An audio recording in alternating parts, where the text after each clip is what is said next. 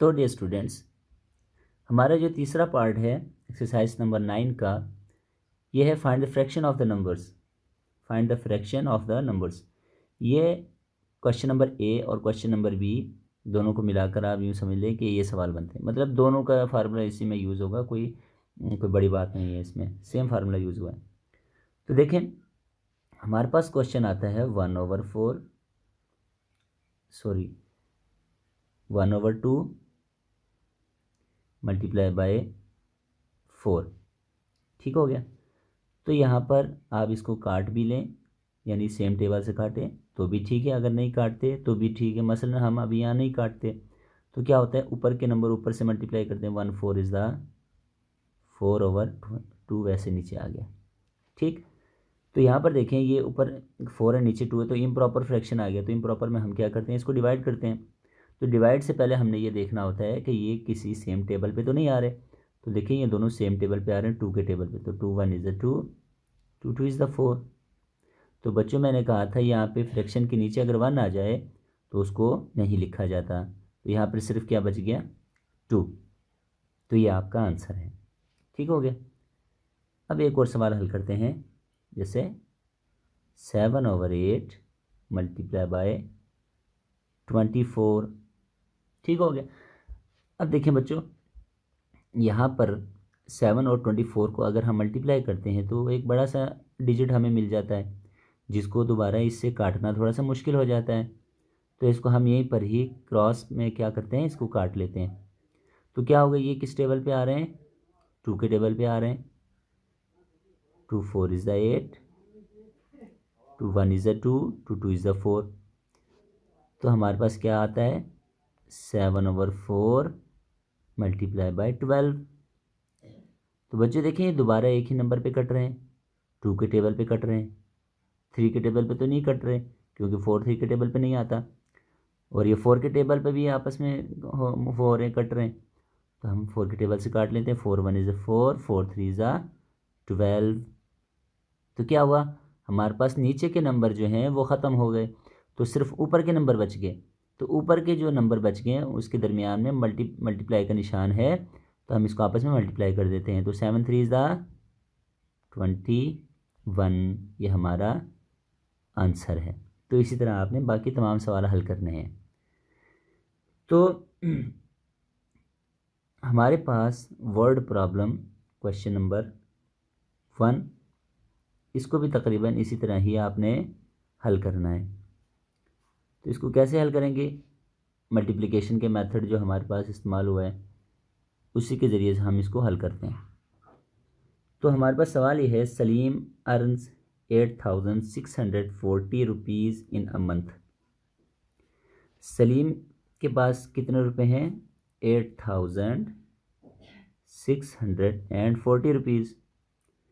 He spends 3/4 on his earning on food. Salim के पास 8640 रुपये थे, उसने उसमें से 3/4 जो है अपने खुराक पे उसने खर्चा किया। तो क्या हुआ, how many rupees does he spend on food. तो उसने अपनी खुराक पे कितना खर्चा किया, यानी जो 8640 में से 3/4 उसने खर्चा किया है, तो टोटली कितने पैसे बनते हैं। तो इसको हम क्या करते हैं, ये जो फ्रैक्शन का नंबर है पहले उसको लिखते हैं, यानी 3/4, यहाँ पे सोल्यूशन लिख लें, मल्टीप्लाई बाय 8640। तो देखें बच्चों, ये जो साइड्स के नंबर हैं जिसको मैंने कहा था क्रॉस में हमने इसको टेबल से काटने हैं, तो ये किस टेबल पे आ रहे हैं, ये 4 के टेबल पर ही कट रहे हैं। तो चलें काट के देखते हैं। 4 1 इज़ 4, 4 2 इज़ 8, ये 6 4 के टेबल में नहीं आ रहा। 4 2 इज़ 8 होता है, तो 8 इससे बड़ा हो जाएगा। तो हम 4 1 इज़ 4 करते हैं, तो 4 से कितने नंबर ज़्यादा हो गए, 4 से 2 नंबर ज़्यादा हो गए। 2 हमने इस 4 के आगे लगा दिए तो 24 हो गया। मसलन ये देखें, ये मैंने 2 यहाँ लगाया तो 24 हो गया।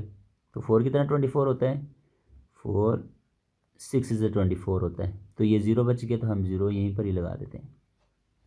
तो हमारे पास जो नंबर बचते हैं, 3 मल्टीप्लाई बाय 2160, ये नंबर बचता है, तो हम क्या करते हैं 2160 मल्टीप्लाई बाय 3, ठीक हो गया। तो 300, 36 इज़ द 18, 1 कैरी इसको देंगे हम, 3 1 इज़ द 3 प्लस ये वाला 1 किया तो 4, 3 2 इज़ द 6। तो हमारे पास जो आंसर आता है 6480, यानी सलीम के पास 8640 रुपये थे। उसने 8640 का 3/4 हिस्सा उसने क्या कर दिया, अपनी खुराक पे ख़र्चा किया। तो उसके पास कितने पैसे बचते हैं, तो हमने क्रॉस मल्टीप्लिकेशन मेथड से हमने जो यूज़ किया है उसके ज़रिए हमने क्या जवाब निकाला है, 6480 रुपये वो अपनी खुराक पे ख़र्च करता है, और यही हमारा आंसर है। तो दूसरा जो यानी कि वर्ड प्रॉब्लम का जो दूसरा क्वेश्चन है उसको भी हम इसी मेथड से हल करेंगे। तो वो कैसे हल होगा, चलें उसको भी देखते हैं। तो सवाल ये था, a minister is to be constructed up to the height of 32 feet. एक मिनिस्टर ने कंस्ट्रक्ट किया, तामीराती काम किया, जिसकी बुलंदी कितनी थी, 32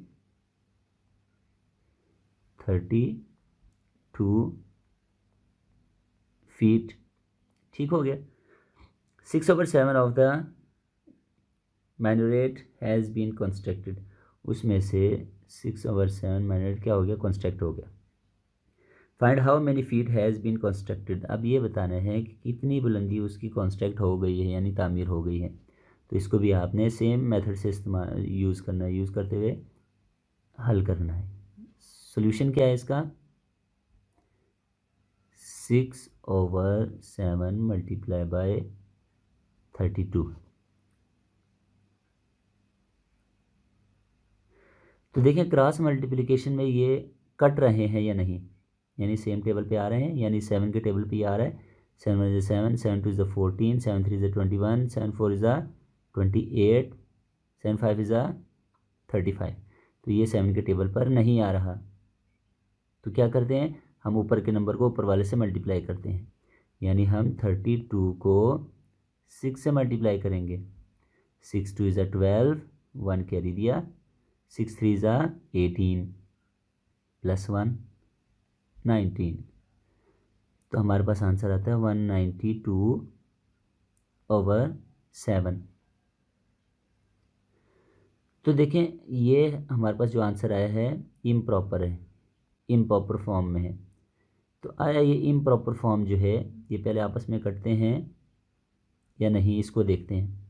तो 7 1 इज़ 7, 7 2 इज़ 14, 14 से कितने ज़्यादा हो गए, 14 से 5 ज़्यादा हो गया। यहाँ पे 5 लगाएंगे 52 होगा। तो 7 के टेबल में 52 आता है, नहीं 52 नहीं आता, 49 आता है, या 56 आता है। तो इसको हम क्या करते हैं, डिवाइड कर लेते हैं, क्योंकि ये इम्प्रॉपर फ्रैक्शन है। 192/7, 7 2 इज़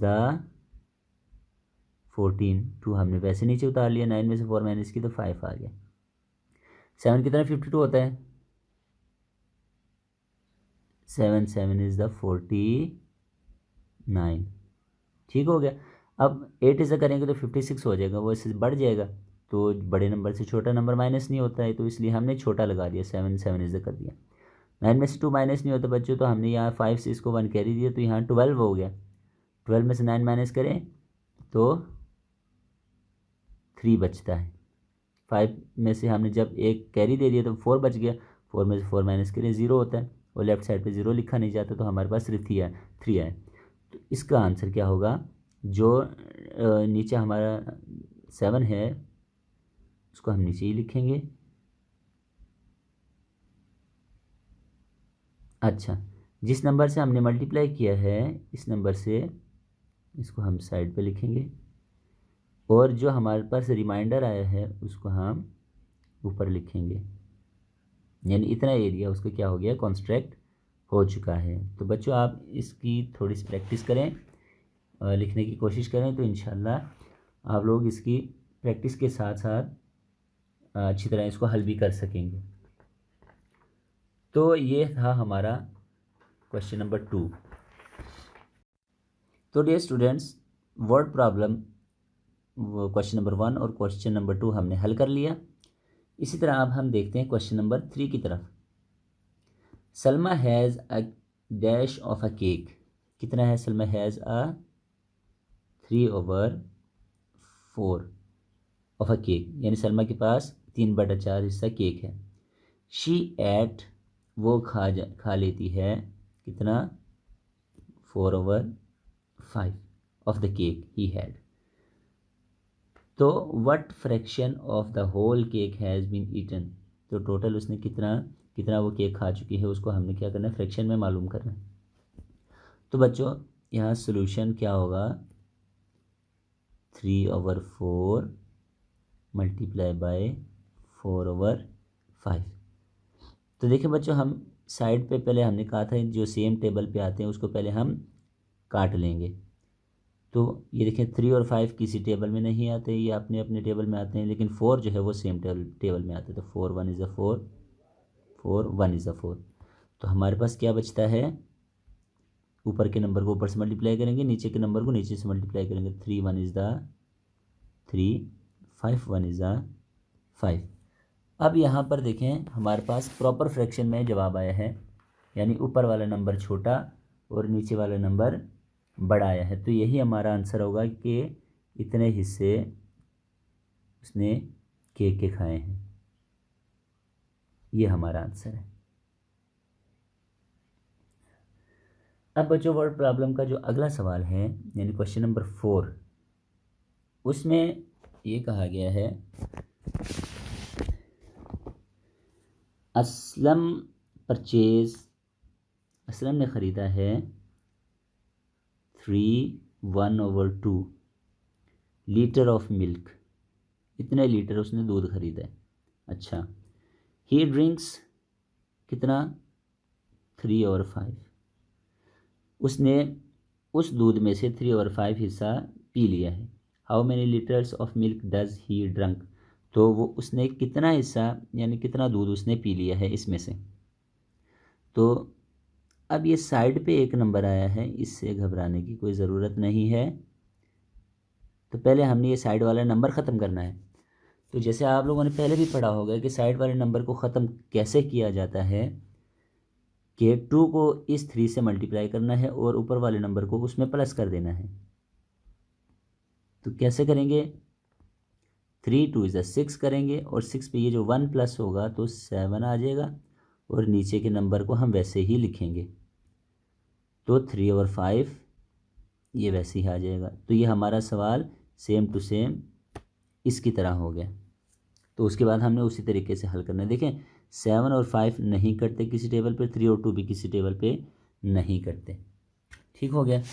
तो यहाँ पर क्या करेंगे, हम इसको आगे हल करेंगे, यानी कि इसको किसी टेबल से काटे बगैर ऊपर के नंबर को ऊपर से मल्टीप्लाई करना है, नीचे के नंबर को नीचे से मल्टीप्लाई करना है।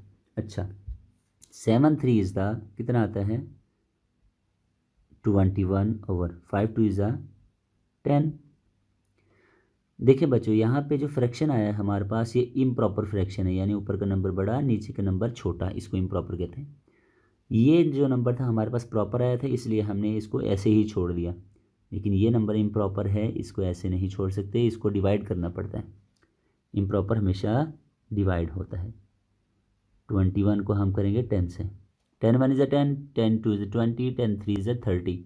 30 इस नंबर से ज़्यादा हो गया, तो छोटा नंबर बड़े नंबर से माइनस नहीं होता है। तो इसलिए हम 2 इज़ 20 करेंगे। तो 1 को जब 0 में से माइनस करते हैं तो 1 ही आता है। 21 में से 20 माइनस किया तो 1 आ गया। अब जो हमारे पास डिनोमिनेटर है उसको हम लिखेंगे नीचे, जिस नंबर के साथ हमने मल्टीप्लाई किया था उसको लिखेंगे साइड पे, और जो हमारे पास रिमाइंडर आया था उसको लिखेंगे ऊपर।